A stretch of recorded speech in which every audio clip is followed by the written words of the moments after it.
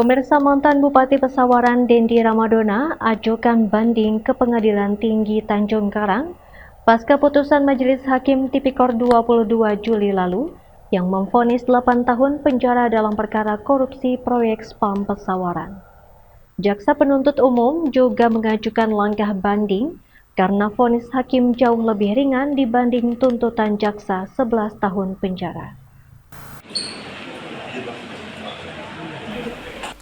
Pengajuan banding disampaikan terdakwa Dendi Ramadona karena keberatan dengan keterangan saksi mahkota. Kuasa hukum Dendi Ramadona, Sopian Sitepu, menyatakan keterangan satu orang saksi tidak dapat menjadi dasar untuk membebankan uang pengganti kerugian negara. Sopian menegaskan pembuktian perkara korupsi harus dilakukan secara menyeluruh.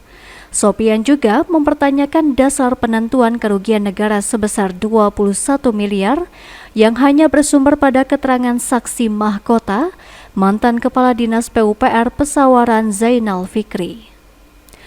Zainal Fikri sebagai saksi mahkota memiliki kepentingan mempertahankan status dirinya sebagai justice kolaborator, sehingga keterangan yang disampaikan cenderung memberatkan terdakwa Dendi Ramadona.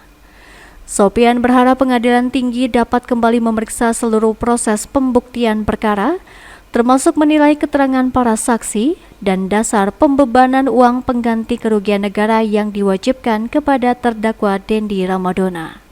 Jaksa dan pengadilan atau hakim adalah suatu sub masing-masing dalam suatu criminal justice system. Artinya apa yang dilakukan oleh hakim kami lihat dengan pertimbangan berdasarkan hukum yang sah. Semua adalah berdasarkan tujuan hukum itu sendiri, mencapai keadilan, kepastian hukum, dan ada manfaatnya. Kami sangat menghargai itu. Oleh karena itu, kami juga sebagaimana hak kami sebagai advokat akan mengkaji kalau menurut kami ada hal yang kurang pas bertentangan dengan hukum. Kolisa Zahara, Sigar TV, melaporkan.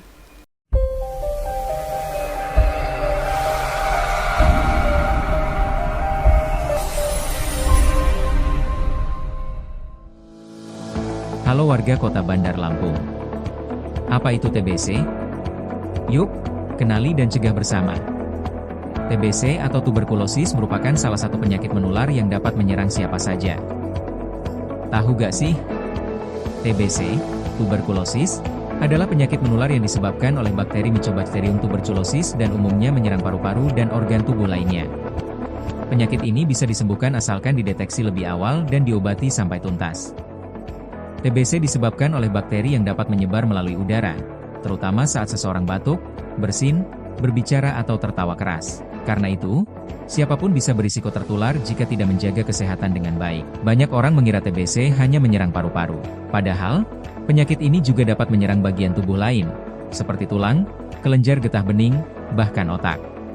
Kabar baiknya, TBC dapat dicegah dan diobati.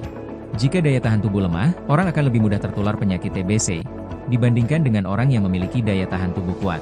Salah satu langkah sederhana yang bisa kita lakukan adalah menjaga daya tahan tubuh dengan berolahraga secara teratur, mengonsumsi makanan bergizi, serta menerapkan pola hidup bersih dan sehat.